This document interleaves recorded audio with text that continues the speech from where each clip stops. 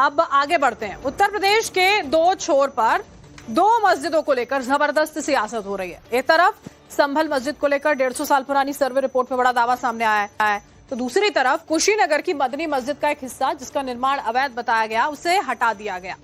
अब इसे लेकर संभल वाली राजनीति होने लगी है। जैसे संभल को लेकर भड़काने की बात करते कुछ नेता देखे गए, ऐसा ही अब कुशीनगर में नजर आता है। सवाल यह कि कुशीनगर को संभल पार्ट 2 बनाने की साजिश कौन कर रहा है?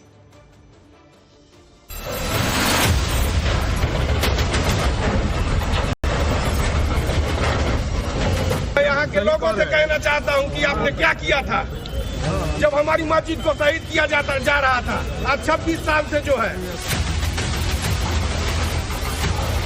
कुरान पाक को जमीन के अंदर आप इस तरीके की चीजें कि उनको जमींदोज किया है, मैं समझता हूँ कि ये बहुत ही दुखद और बहुत ही शर्मनाक घटना है जिसकी जितनी भी निंदा की जाए कम है।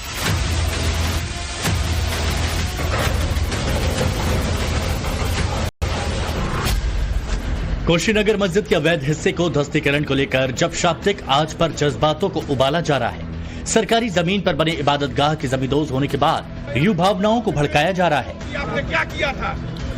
जब मजहब के नाम पर चुपती हुई तकरीरों से लोगों को बेहिसाब उकसाया जा रहा है, जब सियासत से लेकर मजहब के स्वयंभू ठेकेदार तक एक्शन में है, तब लोगों के मन में ये सवाल उठ रहा है, क्या कुशीनगर को भी अब संभल बनाने की साजिश रची जा रही है?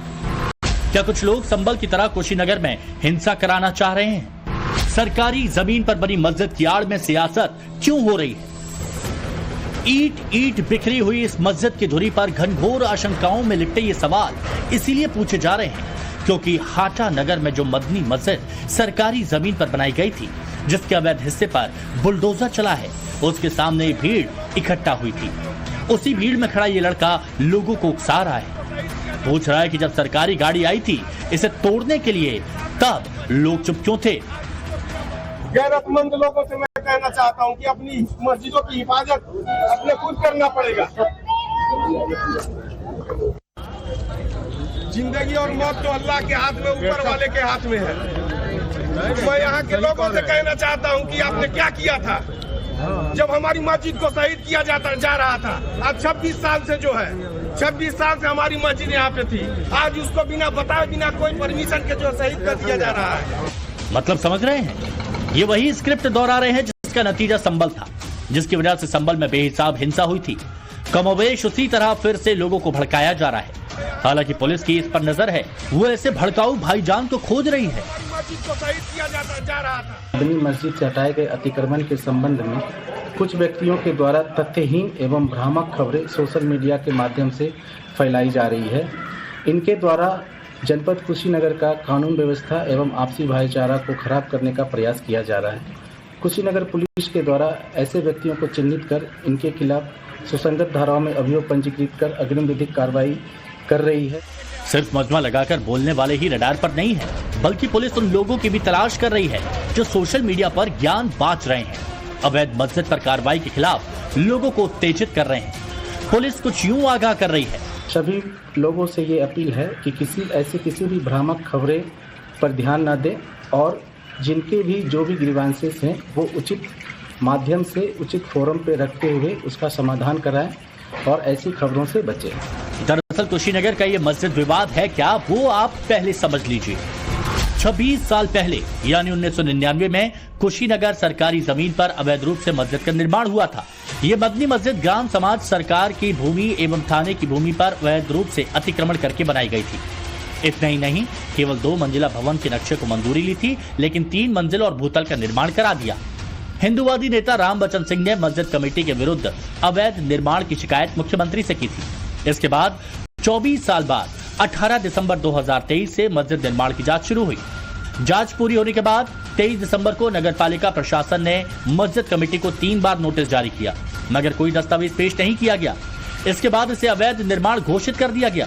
मस्जिद पक्षकारों ने इसे हाईकोर्ट में चुनौती दी। 8 फरवरी तक स्टे ऑर्डर लिया।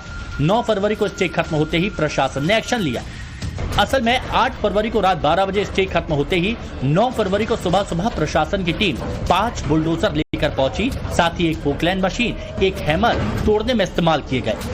कार्रवाई के दौरान एसडीएम, सीओ और 10 थानों की फोर्स तैनात रही। एक बटालियन पीएसी को भी लगाया गया। देखते ही देखते मस्जिद के 14 फीट हिस्से को ढहा दिया गया। उसके बाद से कुशीनगर से लेकर लखनऊ तक योगी विरोधी छाती पीट रहे हैं। मस्जिद विवाद में उतरे वोटवीर कुछ यूं लोगों को भड़का रहे हैं। पवित्र स्थान को तोड़ा है योगी सरकार ने और बिना बात का तोड़ा गया है। केवल अपनी नाकामियों को छिपाने के लिए, अपने कमियों को छिपाने के लिए जो ये पूरी सरकार फेल है उत्तर प्रदेश में, ये जानबूझकर इस तरह की हरकतें कर रही है कि कैसे भी माहौल में तनाव पैदा हो। कुरान पाक को जमीन के अंदर आप इस तरीके की चीजें कि उनको जमींदोज किया है। मैं समझता हूं कि ये बहुत ही दुखद और बहुत ही शर्मनाक घटना है जिसकी जितनी भी निंदा की जाए कम है। दरअसल उत्तर प्रदेश कांग्रेस के अध्यक्ष दल बल के साथ कुशीनगर पहुंचे थे उस मदनी मस्जिद का दौरा करने के लिए जहां सरकारी हथौड़ा चला था। अजय राय मस्जिद के अंदर गए, घूमा, देखा। जब बाहर निकले तो मस्जिद पर सरकारी कार्रवाई पर आक्रोश दिखे। हालांकि इससे एक दिन पहले समाजवादी पार्टी का एक दल भी यहां पर आया था। तब लाल बिहारी यादव के नेतृत्व वाली 18 सदस्यीय टीम ने मस्जिद का दौरा कर कुछ यूं कहा था।